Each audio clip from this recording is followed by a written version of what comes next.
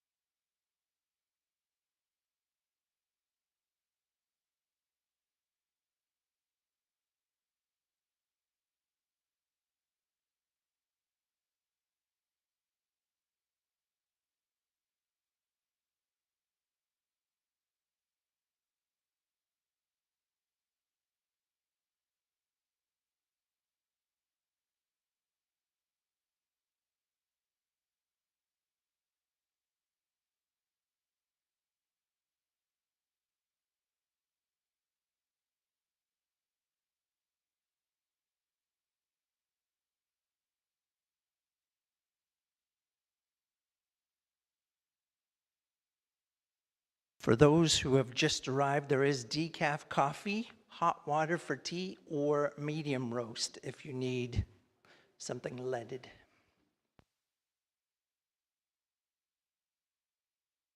Walk, don't run.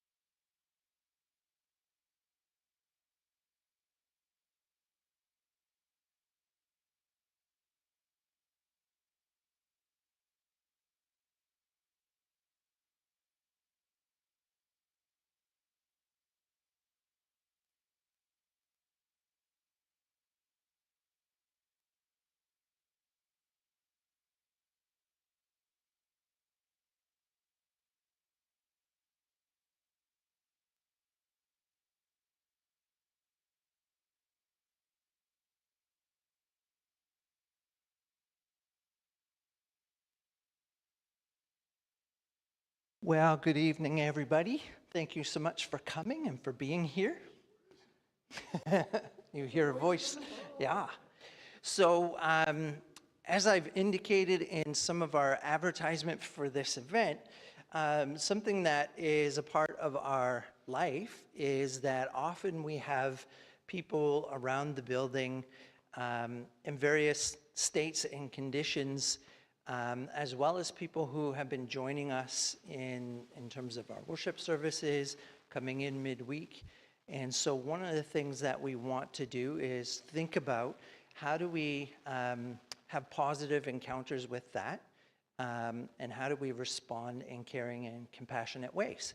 So we have a little committee here of Jaylyn, Chad, Ben, and myself, which has done some of the TRC stuff. Often, Indigenous people are part of who we are seeing, so that seemed like a good group to talk about how do we respond. And this is also a part of our mission of how to embody Jesus in our neighborhoods. So these are people in our neighborhoods. They're beloved by God. And so we want to make sure that we are embodying Jesus well in these encounters. So Ben knew Brianna, who has helped begin the food fridges in Cathedral, I believe. Yeah.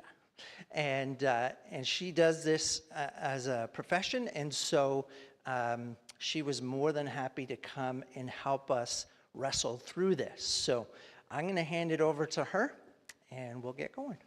Thanks, Brianna. Thank you. Can we welcome her? Hi, guys.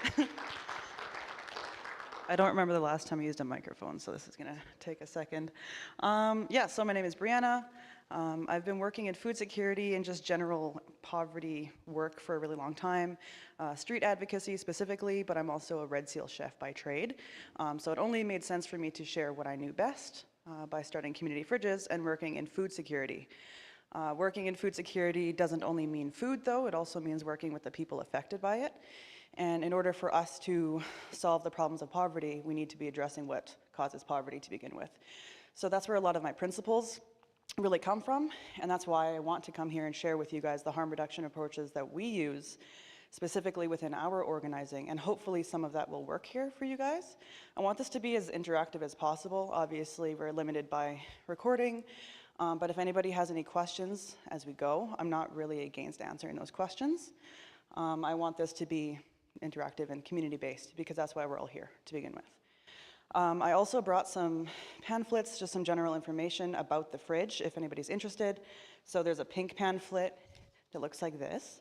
This has all of the volunteer opportunities, so if you guys are inspired, or if you're interested, or if you know folks in the neighborhood that want to get involved, this will tell you how you can do that. I also brought another one here on mutual aid. So the principles that we utilize are called mutual aid. So it's fairly simple, but that'll go through that. There's also some stuff about how to donate financially. We are 100% community funded and community run. There are no external investors. We're not a charity. We're not a nonprofit. We're the people coming together to help the people. So that's extremely beneficial for us. And then just a general about the fridge kind of thing. So if anybody has any questions about fridges specifically, I'd be happy to answer those questions. But for now, we're going to focus on harm reduction and the larger approach to addressing poverty in Regina and hopefully everywhere you go. Sound good? Okay, let's get started then. So I don't have this monitor, so I'm going to be kind of doing this whole thing. So I had a hard time figuring out how to name this production, I suppose you could say, but essentially it's empathy through action. So how can we exemplify empathy, especially when we're dealing with folks living in poverty? A lot of the last thing that they experience is empathy. So how can we portray that as individuals? So, and from a harm reduction approach. So what is harm reduction? It's a problem solving, or it's a type of problem solving that works to minimize negative consequences by focusing on practical strategies that improve safety and well-being. So if you guys have some things that might come to mind, I suggest kind of sitting on those things, because if you can relate to something, it's going to carry with you further, and you're going to practice that moving forward because you're already comfortable with it. So some real-world examples of harm reduction would be using sunscreen, wearing a hat if you're going outdoors, wearing a seatbelt, helmet, knee pads if you're on a bicycle, helping elderly neighbors carry heavy things, and looking both ways before you cross the street. Seems super basic. It kind of is super basic, but ultimately at the core, those are all things that do reduce harm. How can we operate in a way that reduces harm moving forward for ourselves as well as for our larger community? Some more examples would be seeking mental health or spiritual care. So attending church, if that's what you're into, seeing a counselor, if that's what you're into, learning first aid, attending or supporting AA or NA or other addiction services in general, going to the doctor regularly, visiting bars and pubs as safe consumption sites. Quite often when we think of safe consumption sites, we always go to the most extreme version, which is for folks that are using, intense drugs and stuff like that. But I mean, bars and pubs kind of do the same thing. That's how we can kind of relate to that as folks that might not be using. So some of the benefits of harm reduction: it helps to build relationships and community building. One of the ways that it does that is it forces us to interact with each other. By calling on each other for these resources, we're forced to work with each other, which means that we're forced to learn about each other. We're forced to learn about each other's story. We have to learn about each other's story. It won't be effective if we don't. If we build relationships, we can reduce harm in the future, because by building those relationships, now we're learning names, we're learning situations, and we can help solve problems at the very core of those problems. It provides long-term solutions with short-term suffering. So obviously, if we're looking at the entire picture, if we're looking at the root cause of a lot of these things, those solutions are going to be more long-term because they're meant to sustain. They're not just a short-term quick fix. It's supposed to improve quality of life for everybody always. It creates a sense of independence. With you as an individual, you'll have the confidence to move forward in a way that's going to strengthen your community, but it also provides independence for those folks that might be experiencing poverty that usually have a lot of that independence taken away from them due to their circumstances, which is a whole different thing on its own that I'm not going to get into, but you might kind of know what I mean. It creates a stronger and healthy society in general. I don't know how much I need to explain on that one. I think that kind of explains itself. It lowers rates of crime. So I think that crime prevention is super important because when folks are put in positions where they need to commit crime in order to survive, it obviously lessens their chances of a healthy and harmonious life, but it also affects everybody around them as well. It affects the city, it affects the budget, it affects where your taxes are going at the end of the day. It affects how things look to the general public and the stigma that we see around poverty. So that's very important. Enhanced public safety kind of goes hand in hand with that. Increased access to support. So if we're helping each other to access resources, there's a huge likelihood that every single one of you guys knows something that I might need someday. And I think that it's really beneficial to explore that with each other, but also folks that we don't know and folks that we might be intimidated by interacting with, like folks that live in poverty. Quite often, poverty makes folks look intimidating because it's very outward. You could see that hurt, you could see that pain, you could see that inadequacy. It's not always like that with us, right? So I think that's important. Empowerment and respect to individuals, I think that kind of goes hand in hand as well, and prevention of further harm. So once we learn the skills, and once we share the skills, and once we practice the skills of reducing harm in our communities, we can continue snowballing that. I didn't just start at the fridge. I started in my local community. I started with my neighbors, I started with my family, I started with my friends. Now we don't just have a fridge, we have a community support team. We've got medics, we have mental health resources. We have folks that help with addiction services to lessen the harm that is happening in communities because of poverty. It's not just food, it's not just our ground here. It's preventing further harm on a larger scale. So obviously there are challenges though, and these challenges are hard to look at, but if we're operating within a community, quite often these challenges are a lot harder to overcome, or a lot easier to overcome rather. So one of the main challenges is stigma and opposition. I think that that's something that all of us struggle with. We all have our own internal biases. That's natural, that's human, that's how things are gonna work.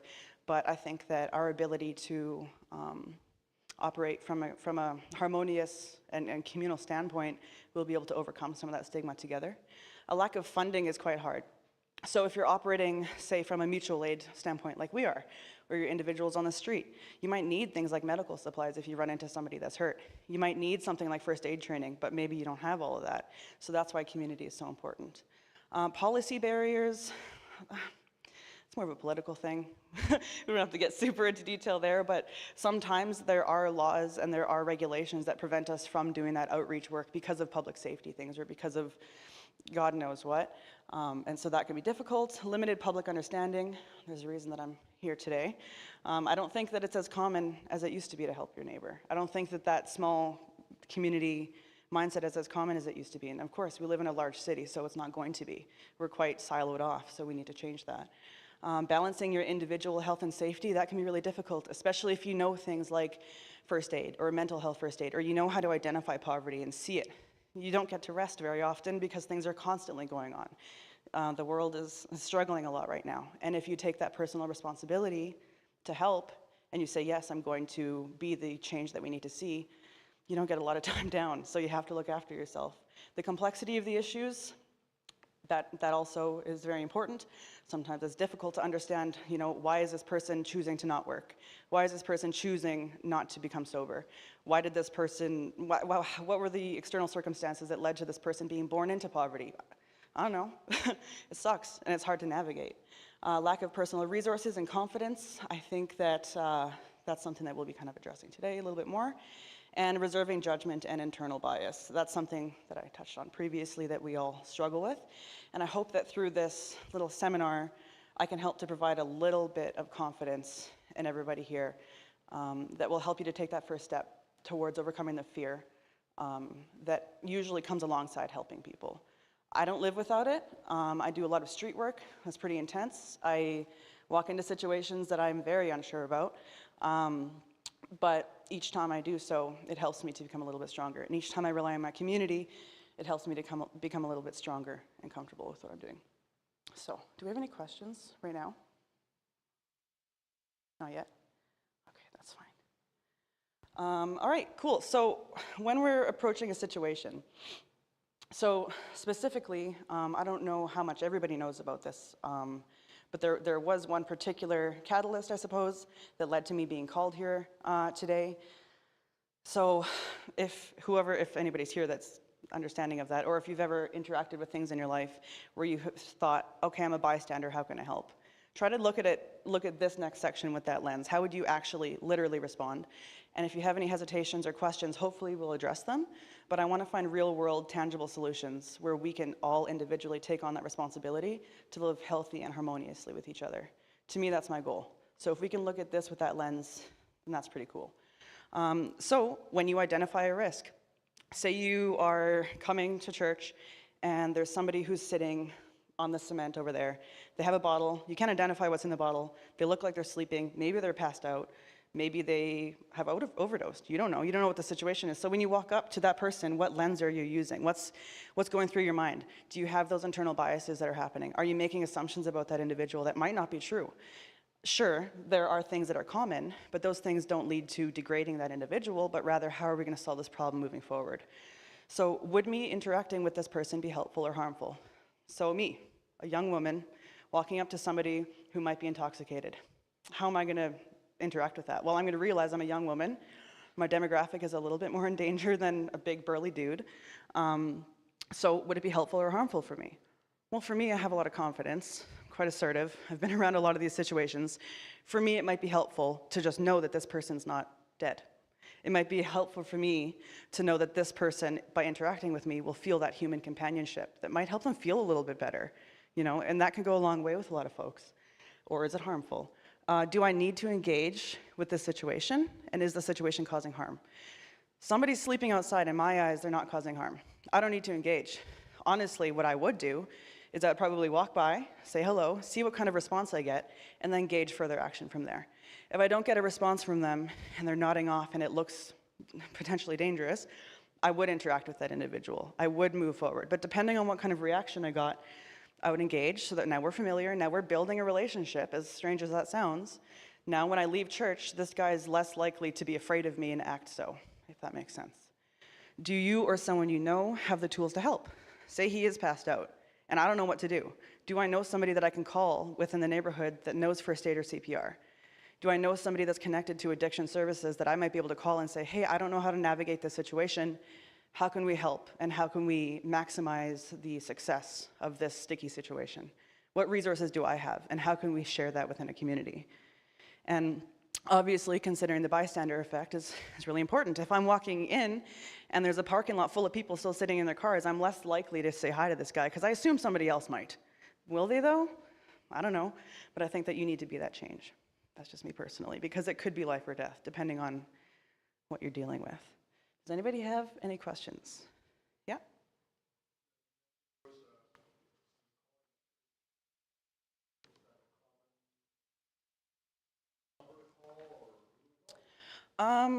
Yeah, so there's a thing online. It's called the Regina Survival Guide. And essentially what it does is it breaks down different resources in the city that you might be able to utilize. So it's organized by section. So there's food resources that you could call, and then it has an addiction services one as well.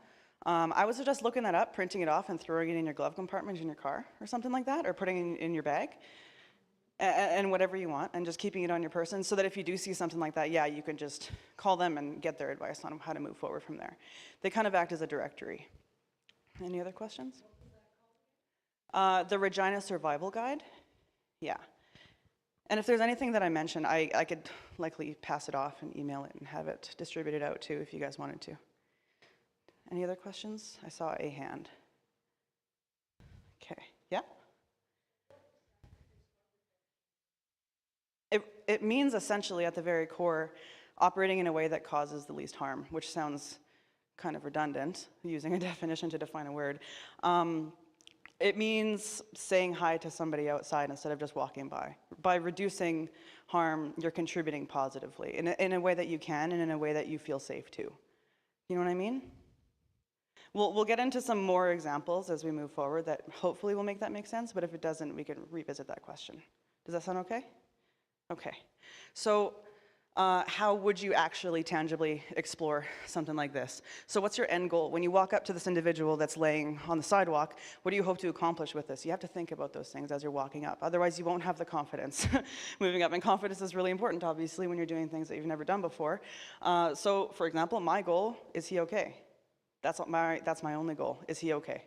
It needs to be realistic. Use an appropriate lens. So this individual is passed out. I'm not going to run up to him and say, hey man, like start kicking him and be like, you okay? You got to get out of here. Like this isn't working. You got to, like, that's not going to go over well for anybody. Use the lens. This individual is on the ground. They're potentially unconscious. They're quite vulnerable right now. What lens should I be using as a human being with this other human being that will reduce the harm of this interaction? And how to approach it kind of goes into that as well. So usually in those situations, I'll go down to that person's level because height is obviously a factor that determines how intimidating you might be. I usually speak fairly calmly, fairly assertive, very friendly. I'll say things like, hey man, how's it going? You know, and kind of enter from there. And maintain momentum. That's very important. So once you breach somebody's personal space, if you open up that interaction and now you show hesitancy, and a lack of confidence, they're going to feel that. And they're going to feel that, they're going to wonder, okay, why is this person interacting with me? What are their true intentions? How am I going to respond to them? Am I going to be aggressive because I don't know what they're doing? You know what I mean? So it's really important to maintain that momentum and that confidence and trying to reach that end goal. And then hopefully you'll reach your resolution and you'll understand what your personal capacity to reach those certain goals might be. And I'm talking about one tiny specific issue. We'll get into some other examples a little bit after. But understanding what your personal capacity is super important because that's going to help you to help others, but it's also going to help you to understand when you need to call on help too. If you get yourself into a situation and you're in over your head, it will end badly and you won't want to do it again. So we need to set ourselves up for success as well. And then decompress and aftercare. So say you make it into the church, guy was okay, but you're kind of shaken up. Talk to somebody you know, talk to somebody familiar. Look up on your phone, hey, what do I do in this situation? Try to find confidence and answers for the next time that you might run into the situation. And look after yourself. If you can't look after yourself, then what are the chances you could look after anybody else? Well, you can for a bit, but not effectively for too long. So the de-escalation process that I usually follow myself, so I will calmly assess the situation, I'll engage, I'll disengage, I'll seek aftercare myself, and then I'll evaluate the situation.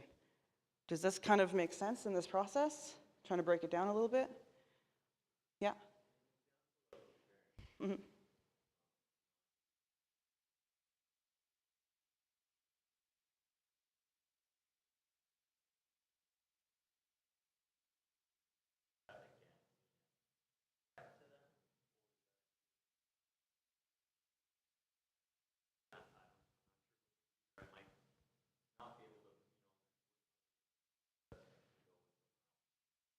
Yeah, totally reasonable. Yeah, totally reasonable. Yeah, honestly, that's kind of why assessing the situation is so important. So where are you at, right? Like, are you alone? That's going to change how you evaluate the situation. But do you have, you know, a partner or a friend or somebody that you know with you that you can say, hey, do you want to maybe come with me and we could go check on this person? And then from there, you can control how your energy is perceived by that individual. So if you guys walk up, hands in your pockets, like hoods up or something like that, and kind of like looking down on that person, that's going to change how it happens. Quite often what I'll do when we do our street outreach work is we go in pairs usually, or 3 of us depending. One of us will engage with the person and kneel down and say, hey man, how's it going? Do you want some water? Do you want some juice? You know, offer something that brings the humanity to the situation, offers, you know, the opportunity to talk to this person and learn their name. And then the other person will usually help me. They'll open my backpack for me. They'll show that person that they're not there to stand there and watch. They're there to help engage and bring some humanity to the situation. If you are in a large group of people, and you're approaching one person, obviously it makes it a little bit more complicated. Usually I'll suggest folks stay back because I don't want to intimidate, I don't want to antagonize, and I also don't want to escalate the situation. And sometimes the presence of people existing in the first place can escalate a situation. So it's kind of hard to have any one good answer, but as long as your demeanor and your tone and your just general like energy in your air is positive, folks will pick up on that. It's very, most communication is nonverbal, right? Does that kind of answer your question? Yeah. Any other questions?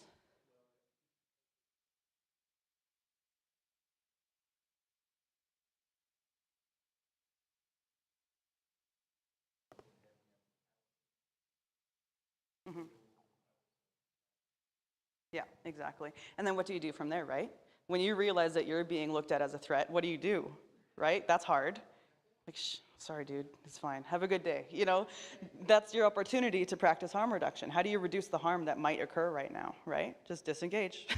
That's it. Any other questions before we move on? Yeah? Yeah. Yeah, that one can be difficult for sure. A lot of our outreach work that we do, I specifically work with a lot of men.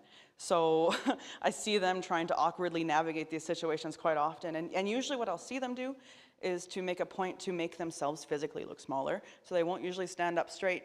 They'll try to actually physically make themselves look a little bit smaller. They'll enter very gently. They won't walk very confidently. It'll be kind of a casual interaction.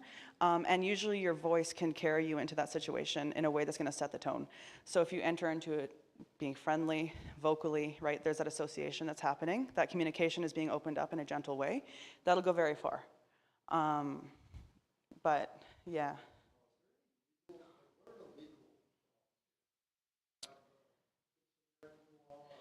Yeah, absolutely. I mean, I don't think that it's illegal to help somebody. I don't think that there are any laws that would prevent you from approaching somebody and asking them how they are. If you were to approach somebody and say, hey, what's your name and birthday and SIN number? I'm going to submit this to social services and they'll get a hold of you at the end of the, probably not legal. But if you walk up to somebody and you say, hey, how's it going? What do you need right now? Are you hungry? Here, try calling this number. Are you hungry? Here's a sandwich. That's not illegal. As an individual, as a concerned community member, a concerned citizen, reaching out to your fellow human being, that's not illegal. It depends on the circumstances. I do, because quite often I am approaching folks that are overdosing or that might be overdosing. If your care and concern is of that individual's well-being, 100% okay. If your intent is to harm that individual, that changes the legality. But if you're moving into the situation with the intention to help, and if there's adequate concern, there's nothing illegal about that. What about CPR? Yeah, absolutely. If you take your first aid and CPR, yeah, that's 100% covered. If the actions that you are participating in are for the wellness and responding to a medical emergency, 100% legal. It does make it better if you call EMS though. Specifically, if I ever do have to call 911, I always ask for EMS only. That way you're not wasting resources that might not be necessary in this situation. And there's also the understanding that there might be a medical emergency happening. Make sense?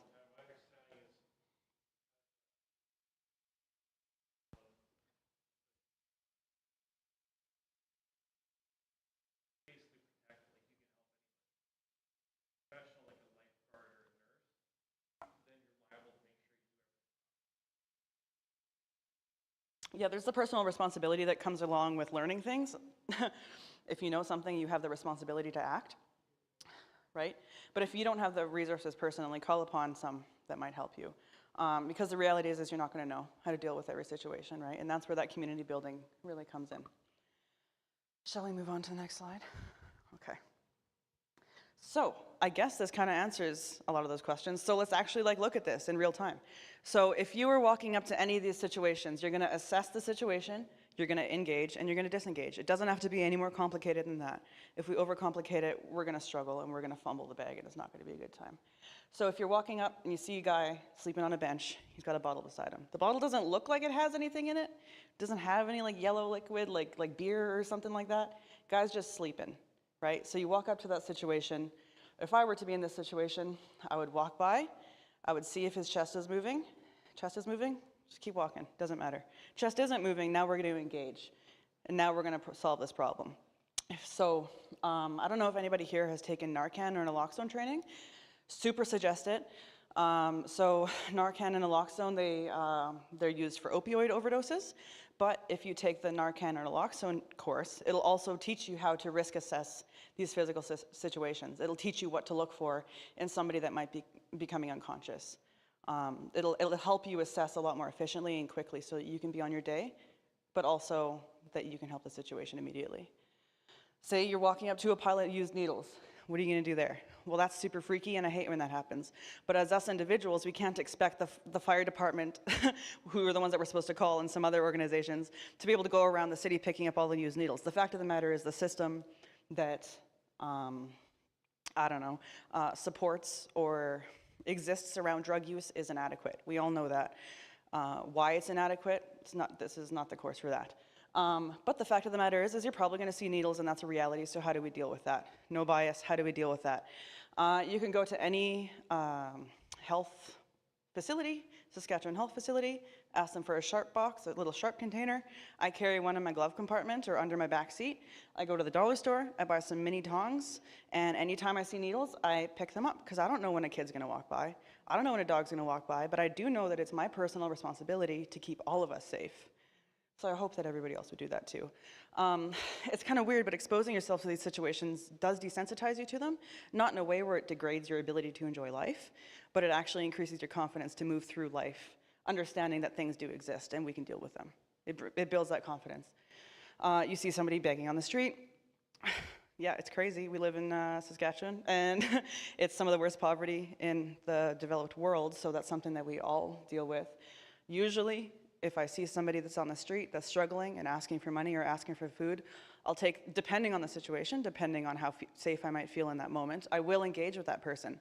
I'll ask them if they want to have a cigarette with me. I'll give them a smoke. I'll sit there, I'll learn their name, might talk about their story, might ask them what they want to do later that day, ask them if there are any resources that they need that I can maybe help them get to. Try to take that moment to be human together, because this individual's entire life is dedicated to survival.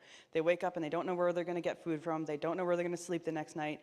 All of their energy throughout the day goes towards basic human survival. So we need to humanize those people, because hopefully that positive interaction will help to propel them forward and have confidence that maybe things will be okay. Yeah?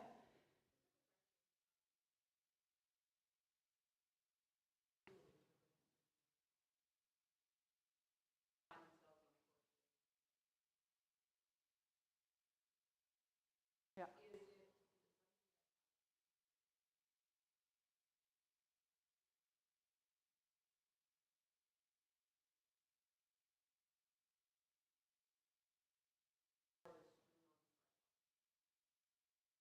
For sure.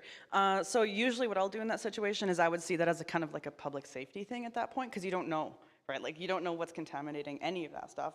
So I personally would throw some gloves on, throw everything in the garbage, but also keep an eye out for those populations, because they're going to be looking for that stuff later. So I usually keep things on my person, in my backpack, in my car. I keep spare blankets, I keep socks, I keep gloves, I keep sleeping bags, hand warmers, food, water, all that stuff on me, so that inevitably when I do see somebody that maybe they lost that stuff, hey man, I noticed these blankets were kind of soiled. Do you want some new ones? You know, now you're having that engagement, and you're reducing the harm of that interaction of removing somebody's shelter or goods by providing them with some new ones with dignity. Does that make sense? Okay. You see some like super cool teenagers on the street that look kind of intimidating and you don't know what they're doing. How are you going to interact with that? Just keep walking, man. It doesn't matter. Like, we've all been there. It's not really that big of a deal. You don't have to freak out. You see a person in a wheelchair just existing. Say maybe they're at a crosswalk or something like that. Would you continue walking, or would you maybe offer them some help, or would you maybe be mindful of the surroundings and keep an eye out for traffic with them? How would your demeanor and existence change if you see somebody that has a lack of mobility or physical disability around you? Or you see somebody actually using drugs. I'm sure you guys have seen this before. It's weird. People that drink alcohol have bars and pubs to go to. People that use drugs don't. It's going to be public. Because of the drug epidemic that is happening all around the world, a lot of folks choose to use drugs in public, because if they are found dead, at least they'll be found. If they overdose, at least they'll be in public. If the drugs are bad, at least maybe somebody might see them passed out and they might be okay. I know that's happening. I've had folks tell me that use drugs. If you see somebody that's using drugs, they are participating in the consumption of a substance. It's not alcohol, it's not as socially acceptable, but it is a substance. But that does mean that it can be dangerous. So usually what I'll do is I'll monitor from a distance. Things that you're not comfortable with engaging with, you don't have to engage. But to know that that person is going to be okay after participating in their vice and their addiction is the least that you can do as an individual to make sure that everybody's going to be okay, including yourself. You don't want somebody dying nearby you. You don't want somebody overdosing. You don't want the trauma. Like, you don't want that. It's not worth it. So how can we reduce the harm of that interaction? Make sure you have your Narcan or your naloxone on you. Make sure they're okay. If they pass out, maybe engage. Call in your resources. Do something. If they don't pass out and they're just consuming that substance, be on your way. Or watch to see if anything happens and then engage. But in my personal experience and opinion, when folks are using drugs in public, it is hard to deal with, it is hard to see because we're just not used to it, that's the fact of it. But also using drugs is very dangerous. And if I have the ability to save a life, I'm not going to pass that opportunity up as an individual. Sound good? Yeah, you go ahead.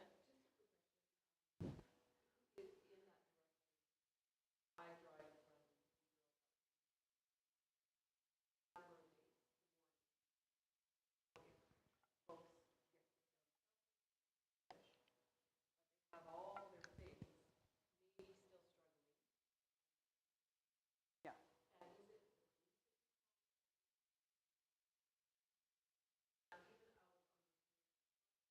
Like just kind of hanging out on the street? Yeah. Yeah. That one's hard for sure. Yeah. Yeah. Yeah. That one's really hard. So yeah, a lot of the shelters, folks get kicked out at 7:30 a.m. And a lot of folks, if they have like emergency hotel stays and stuff like that, kind of same deal. There aren't a lot of resources for folks to stay safe in those early hours, right? So usually what I would do, and I have run into this situation before, is depending on the severity of it, will depend on how I act. So if somebody is like flailing about and it's dangerous and you're worried about their safety or the safety of somebody else, there are resources that you can call that are in that safety guide. There are different addiction services and stuff like that that might be able to help you navigate that situation. You can call somebody like Mobile Crisis. Quite often they will pick up and you can say, hey, there's this thing going on, what should I do?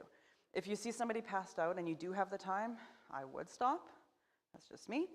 If you don't have the resources to do that, call upon somebody that might.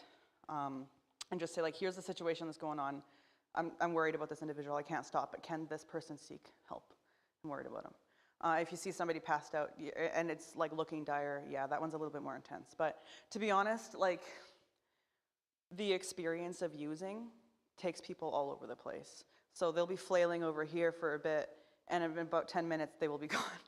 You know what I mean? But it's like, is that person gonna get to where they need to go safely? For me, that's my number one concern. Did that kind of answer your question-ish? Yeah. What do I do? Yeah. Yeah.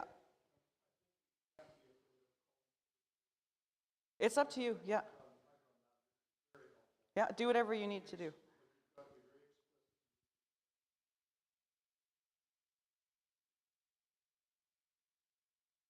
Yeah, yeah.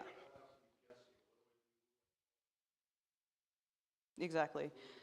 Yeah, usually if that person isn't, in my eyes, in imminent harm, I won't call anybody and I'll carry on in my day because it's likely that that individual is going to eventually get to where they need to go. This is unfortunately a part of their day.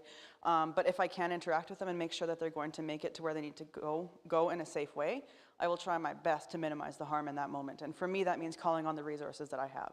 There are a lot of folks in certain neighborhoods in town, the survival guide will likely have a lot of that information, that do street circuits and they do street outreach in general, like on the ground work. So say if you're in, I don't know, if you're in the cathedral neighborhood and you see that happening, text the cathedral page and be like, hey, there's this person, can somebody from your street team go check them out? Sure, 100%, we're gonna go and do that.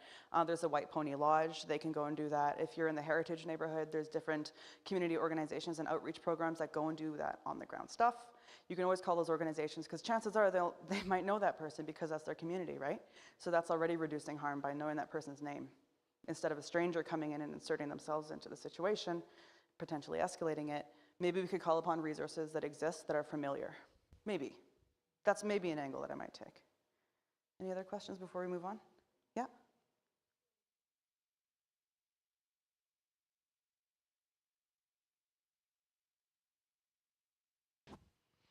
Honestly, folks that are using are not as violent as we often think.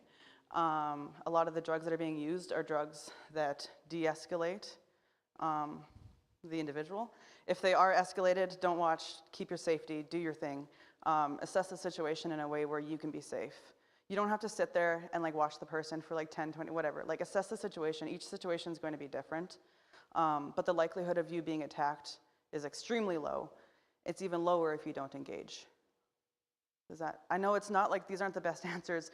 The reality is cruel and it's hard to navigate, unfortunately. And these answers aren't going to be perfect. Does being a youth or a child change the interaction that you're describing? It can occasionally. It depends on what the person's using. It depends on how in or out of the situation that they might be in. It depends on a lot of things. What's the mental health status of that individual? If you're a youth, I mean, just like if I were a woman interacting with a man, my safety level is going to be very different than somebody else. So understanding your material conditions as a human being and how you're going to engage is going to matter. Yeah, just in general. Okay, should we move on? Okay. Let's see here. Yeah, we kind of did that. Oh, okay, cool, that's it.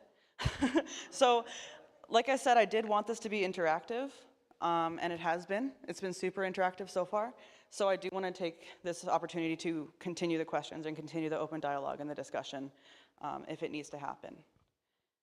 Yeah?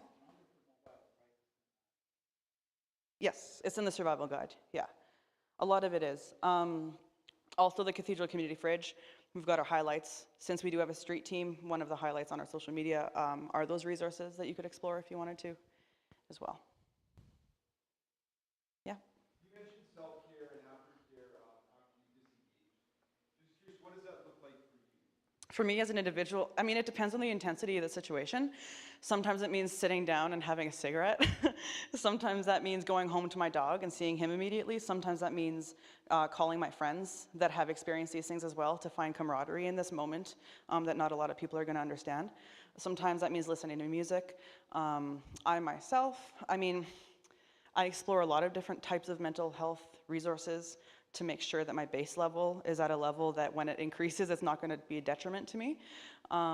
So I exercise like breathing things and all sorts of stuff. It depends on the severity of the situation, honestly, yeah. Are there like specific moments that you could think of that you might want advisement on? Just in general? Yeah, often I'll consult community. I'll consult my friends. I'll call them, I'll go over to their house, I'll be somewhere where I'm safe with people that I know that have experienced it as well, so that when I talk to them about what happened, I can trust their word, and I can trust that they're coming from a place of personal experience, which to me will mean more because I know they're not lying to make me feel better. That's just the kind of person that I am. I need the truth and the facts, so let's do that. So, yeah. Yeah. So you can register, there's a place called APSS that you could go through. There's also an organization called the Friendship Center, which you might have heard of. You can contact them. They will have the resources to point you in the right direction. You can also reach out to any Saskatchewan health facility, and they'll have some connections for you. But the most common one is APSS. Yes. Yep.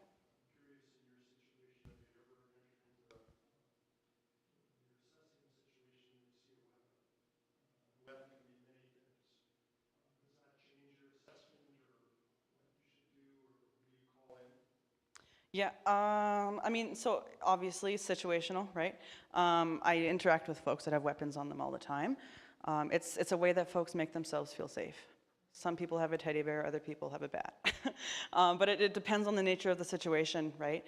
If they are very obviously already disgruntled, if they're already obviously in heightened emotional response, I will not engage. I'll assess that situation and realize it's not worth my risk. But if they're sitting there and they have a bat sitting beside them, I don't know what led them there, but if their physical demeanor tells me that they're calm and they don't feel threatened or don't feel the need to utilize that weapon, that safety device that they have on them, I might engage, depending on what I'm doing at that time. Sometimes we'll go to the fridge late at night. We do circuits, street circuits, and we'll go there and it's dark and like the situation's kind of sketchy, but people do have weapons on them to keep themselves safe. But if we walk up and say, hey man, how's it going? Do you want some juice?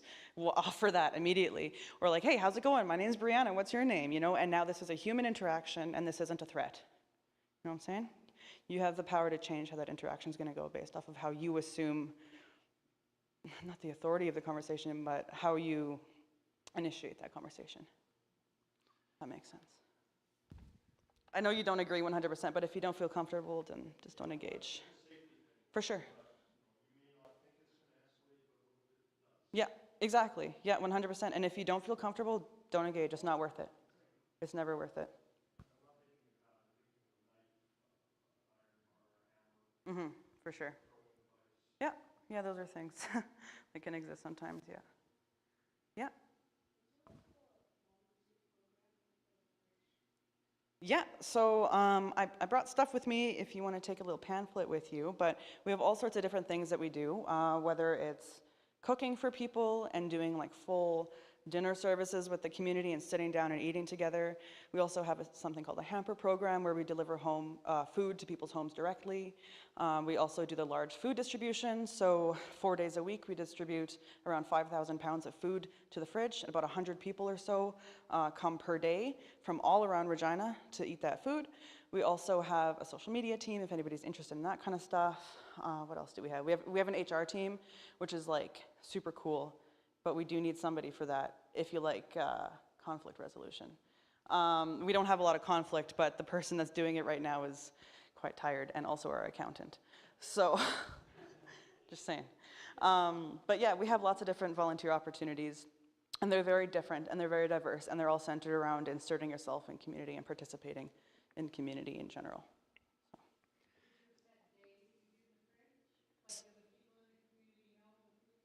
Yeah, so the fridge is open 24/7, 7 days a week, Monday to Thursday, around 10:30 a.m. to 11:30 a.m. or so. The large food distribution will arrive, but the principle of the operation is that it's run by the community. So for us to rely on those donations specifically is unrealistic. So we really want to incentivize folks in the community to share as well, to have that moment of sharing with their neighbor and stuff like that. So if you ever do want to drop by and drop some stuff in there, people show up from 6 a.m. to 6 p.m. Some folks sleep there waiting for their food. Well, that's what I was wondering, because anytime we drop stuff off, the people are just Yeah. on his back. Yeah, yeah, food insecurity is quite dire in Regina, and the trauma responses are real. It's very intense, for sure. So we've got the cathedral one, obviously. We've got the Dudney fridge, which is in North Central. There's one in the university as well, near the Students' Union, above the Riddell Center. And then there's also the Heritage fridge that's right behind Carmichael. Yeah. Yes.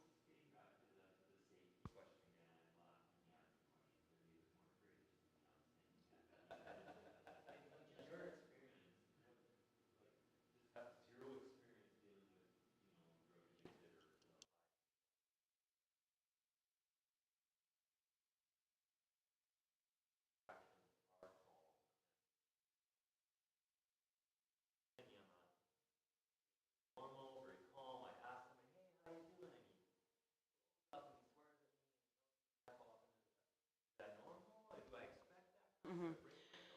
Yeah.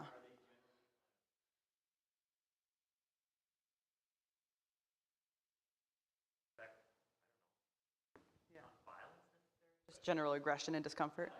In my personal experience, and I've been doing this on the ground very intensely for the last 5 years, and I go to places that I shouldn't be going, 98% of my interactions are positive, calm, and I feel safe.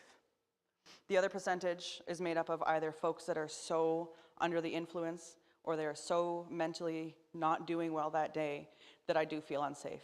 In that case, I do not engage further. The other percentage of that is some freak difference that I can't really explain. But to be honest, 98%, and I'm not even saying that to try and convince you guys to like get out there and do it. I wish that I could somehow record my life, and I wish that I could live stream and broadcast every single interaction I've had, because it's not as scary as we could often see. Of course, we're going to see the blowouts. Of course, we're going to see what makes the news, because if it's not newsworthy, then we're not going to see it, right? We're not going to see those calm interactions because nobody wants to see that. It doesn't get people to tune in if it's boring, if it's, you know what I mean? But also, that's where the assessment comes in. That's where your power and control of the situation comes in, where you choose to engage or not engage. If you see somebody that is struggling, whether it's like mentally or you think they might be using or whatever, and you still choose to engage and it ends up being violent, that wasn't the right call to make, and whatnot. But if you see somebody who's calm and you choose to engage in a calm manner, and charitably too, right? If you enter into a situation and you say, oh my God, this guy's going to attack me, he looks high, I'm terrified, this is going to be bad, and then you go up and you're like, hey, you know, like it's not gonna bode a lot of confidence for the interaction. But if you go up to it and you see that individual as a fellow human being inhabiting this earth right now with you, who's struggling, but also living their life in a way that is different than yours, and you have that compassion and you have that humility and that understanding and that drive to live in harmony, quite often those interactions will go well. I think something like 0.4%, I don't know, actually, I won't say like exact quotes, but a very, very small amount of crime that's committed is violent crime. And I think 98% of people that are incarcerated in Canada right now are incarcerated because of crime related to living in poverty. Whether that means joining gangs and the more extreme things, or that means committing crime in other ways. But it's not as violent out there as we quite often learn. I know it's hard to believe, but of course you see the most intense lens, right? Because that's what draws your attention. But yeah. Yeah. So Brianne.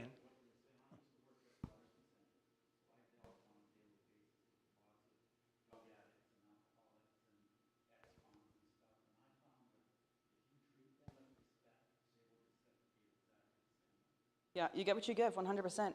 And especially folks that are coming out of incarceration, or people that are living in places like the Waterston House or halfway houses, or they're living in sober living facilities. They don't want to lose that roof over their head. It's hard enough to get in there in the first place, right? So you're working like something that I was talking about previously, the policy failure thing. There's a reason that shelters are so packed full right now. People don't want to give up that position and risk it by having an outburst. So there is a lot of anger and strong emotions that are bubbling under the surface, but the likelihood of those things exploding is fairly low. But at the same time, we all experience emotions. We all experience anger. We all experience sadness. We all outwardly, hopefully, sometimes hopefully, express our emotions. Folks living on the street and living outside, where their home is the street, they don't have a door to close behind them to have that mental breakdown.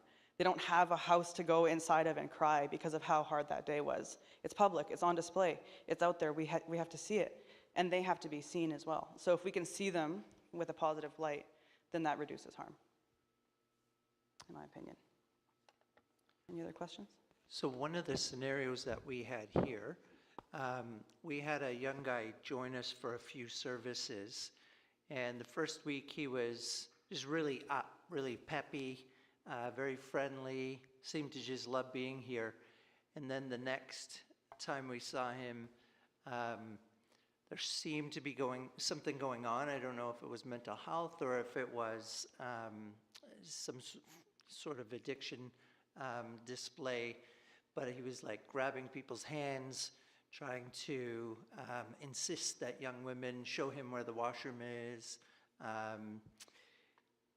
talking kind of spiritual language and wanting to grab some of the attention, and we just weren't sure how to handle that. Of course, we wanted to treat him with dignity.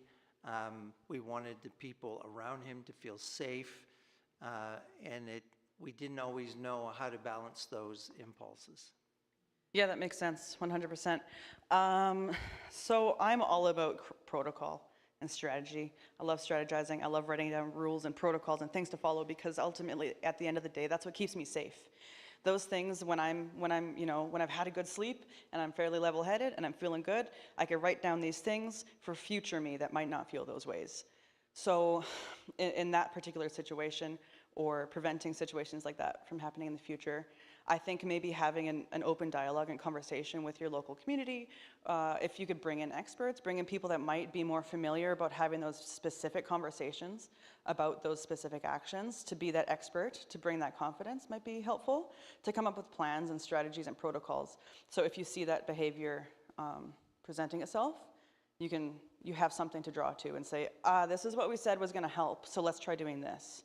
And then looking at that list in a way that does reduce harm as well. So with you understanding, we don't want to, eliminate this person's connection to spirit or community or companionship of the human experience. So how can we do this in a way that makes sense? You could shift your lens, but also keep yourself safe. Another thing we've had, our back stairs often just becomes a rest spot for some folks from time to time.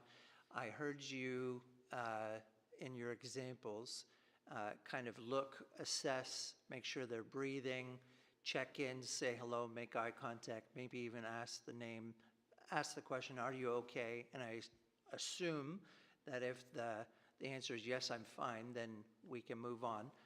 And I also heard you say a few times, offer them juice. So we weren't sure if it was a good idea to maybe just have a few things, granola bars, power bars, juice boxes, things like that, that we could offer people that we find around the property.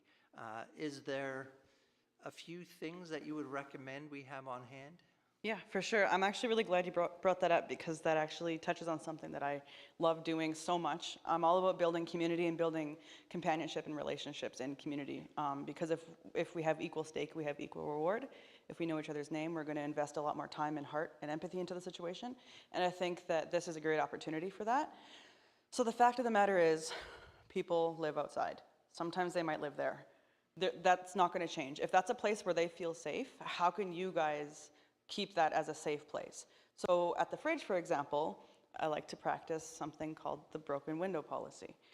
So we have, for example, cleaning shifts, 2 days, or two times a day, 7 days a week. That fridge is cleaned out. If anything's broken, we replace it immediately.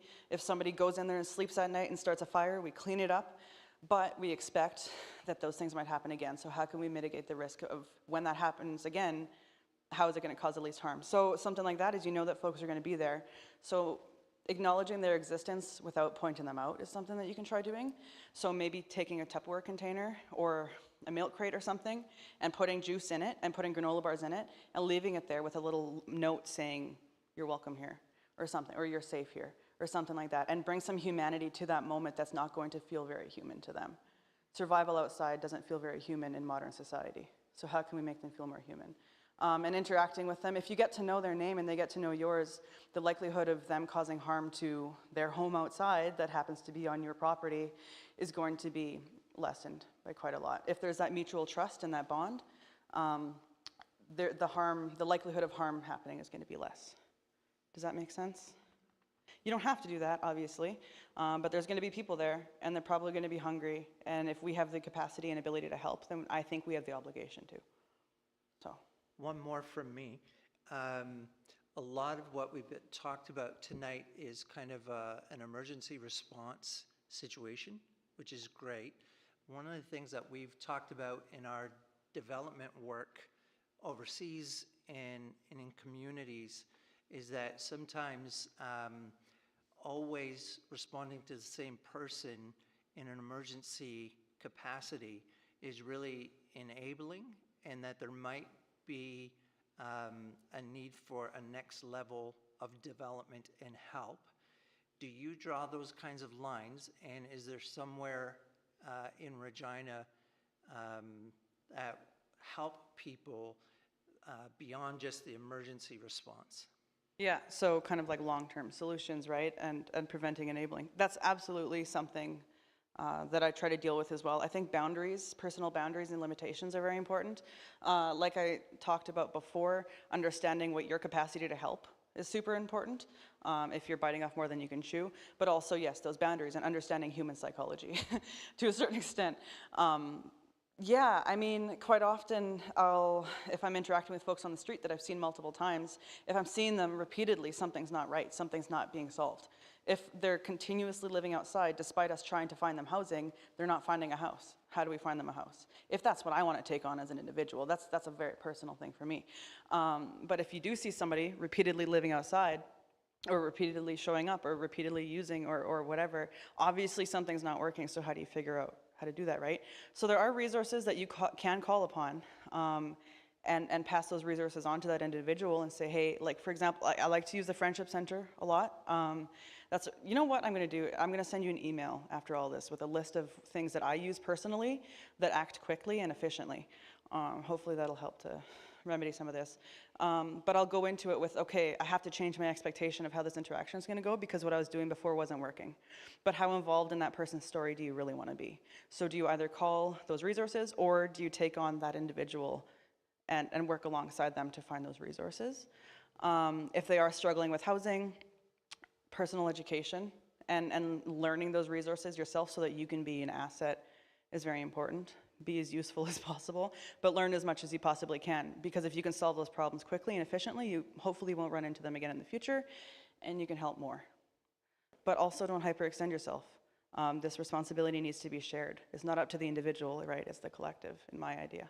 So, did that answer that? That was kind of roundabout, but yeah, okay. Yeah, that was great, thanks.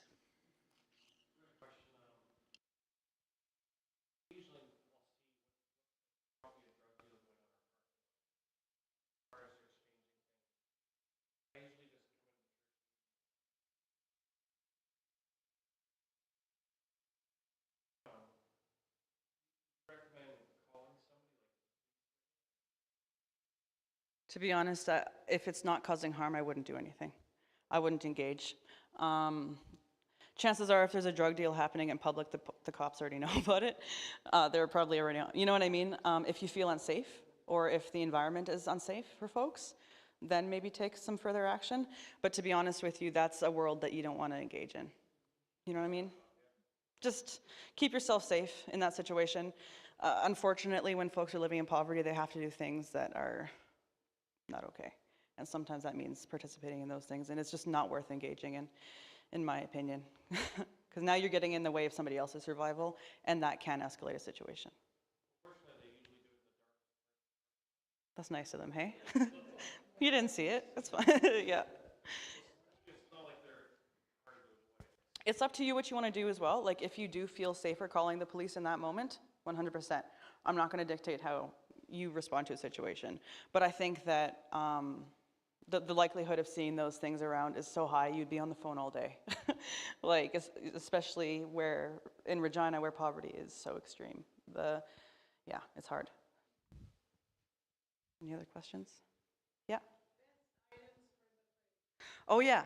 Also, I have to finish the second part to their answer. Best items for the fridge, things that don't have to be cooked, things that are high nutrition, high calorie, super calorie dense, things that'll keep somebody full throughout the day. Yeah, things that don't require appliances. Yeah, can openers are wicked. If you could donate like 100 can openers, oh my God, 100% can openers. Yeah, exactly right, yeah. Ready-made meals like sandwiches, like granola bars are pretty good because folks can just throw them in their pocket. A lot of people like hard-boiled eggs because you could also put them in your pocket and they're like pretty dense. Milk, eggs, there are a lot of young people that use the fridge. There's a pretty large demographic of kids under the age of 16 that use the fridge. So things that are friendly for children. Sometimes kids will stop by there on their way to school for their breakfast, or they'll go there at lunch hoping to find some food, or on their way home to find some food for the next day. So things that are good for school lunches, but yeah, high nutrition, super convenient, and staples. And no lentils or legumes or pulses, because nobody knows how to cook that. I'm a chef and I barely know how to cook that, so yeah. And then also the things that you might want to keep on yourself to respond to real on-the-ground things happening. Like I said, juice boxes. The reason I like to bring juice boxes, well, for a few reasons. A lot of people are diabetic. Orange juice can save a life. Something sweet when you're feeling like crap is great because it works in your brain. It's really good. Juice is great. It's also really compact, it's pretty resilient, it lasts for a really long time, it doesn't take up a lot of space if you were to put it in your bag. Water is really important. Water is extremely hard to find. If you're not a paying customer, you're not getting water. Water is amazing. Wet wipes, if you're not a paying customer, you're not using that bathroom either. If you don't have money, sorry. Wet wipes are great. Hand warmers, like those ones that you squish and put in your pocket. I know a lot of folks will combine those and sleep on them at night. Water bottles are also handy, especially when it's cold, because folks will warm those up and sleep on them as well, so they insulate the cold. Toques, mitts, things to prevent frostbite. Something as small as well, not small, something as small as a tiny cut on somebody's finger could lead to an infection that could kill that person. So preventing those little tiny things is really important. Yeah, I like granola bars to keep on me. Those are good. Cookies, cigarettes. Cigarettes are great. Cigarettes de-escalate situations like nothing. It's so good. It's so good. It's so good. Yeah. It also helps you maybe after the situation. I don't know. Yeah. Any other questions?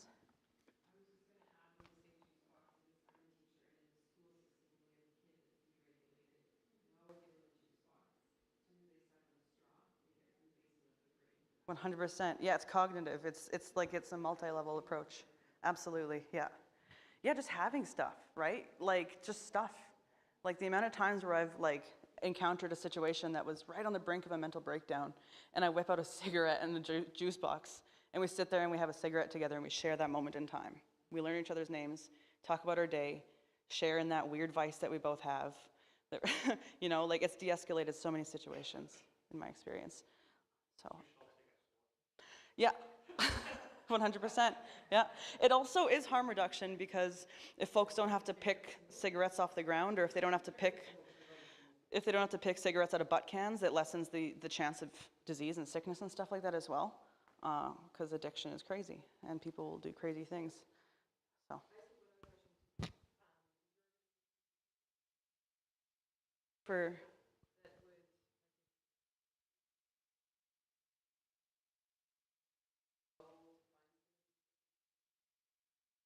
That's a cool idea. I don't know if there's an app. There is an app though for Red Cross, like for first aid, that I like to have on me, like for a totally different thing. So like if you're in a medical emergency, you just throw the app on it, it'll tell you what to do. That one's pretty cool for folks that don't have their first aid and they're not proficient in it. But when it comes to accessing resources like that, no, there's really not a lot for like a quick index. The only thing that I could really point to that's a fairly quick index would be the Regina Survival Guide. Or reaching out to places like the YWCA. If you're dealing with like a woman's issue or a men's issue or an addictions issue, call somewhere that might know something and talk to them, because they're the ones on the front lines dealing with it all day. So they'll know exactly where to point you. It's going to be efficient and effective for you. Oh, it should. I've never been in that situation, so I haven't tested that one yet, and hopefully I don't. Yeah.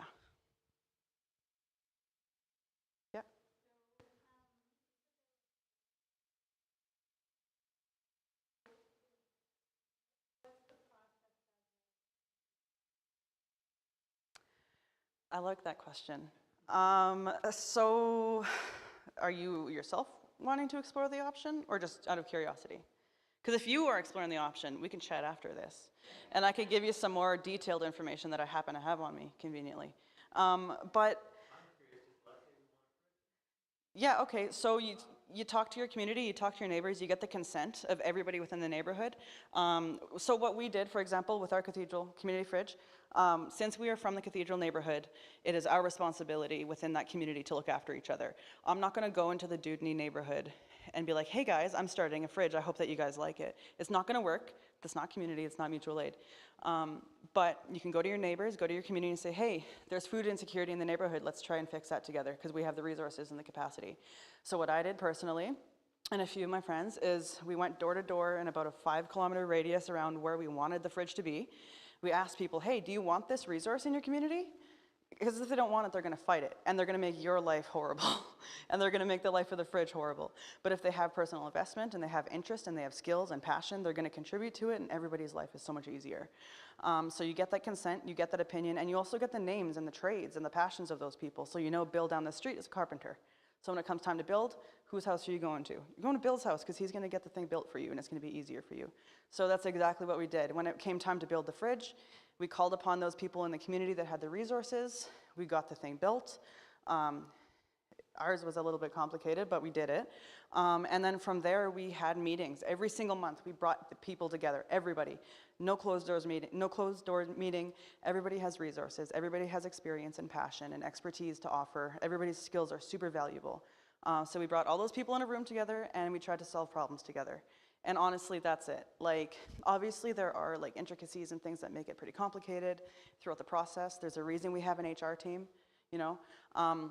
But there's also a reason we have a maintenance team. And those teams can become power structures within your community that expand from food. For example, we had a single mother in the neighborhood with 5 kids. Her roof collapsed. Her landlord had a broken cell phone for some reason, or it wasn't working. She couldn't get a hold of her landlord. So we called our maintenance team and they fixed her roof for her. It's not just food, right? We had people that wanted to learn more about horticulture and ecology. So some folks from the university that were in horticulture offered a hand. Some folks that were passionate about gardening also wanted to do that. We have a community garden now. So it just kind of builds and it snowballs. But really initiating that, you need the consent and you need that conversation. And you need to trust each other and call upon the resources that are existing. Because we have enough. We have enough to support everybody. It's just about finding those resources. Sorry, that was long. That was a long one. Yeah. Any other questions? Okay. Well, if anybody, oh, you have a question. Okay. There's no restriction. It doesn't matter. I mean, whatever your cognitive ability is according to your age or ability and capacity in general, like, it doesn't matter. There is no set age. We've got volunteers that are preteens and we've got volunteers that are in their 80s. It takes all kinds of people to keep a community strong. If there are no other questions, but if you guys have thoughts or questions in the future and you want to reach out to me, there is an email address. I think there's a phone number. There's an email address regardless on the resource page that I left here. Feel free to throw me an email. I love talking, as you can tell. I love building community. I love building relationships and networking. And I like to be a part of making the world a little bit better. And I hope to do it with more people. So feel free to reach out whenever you want.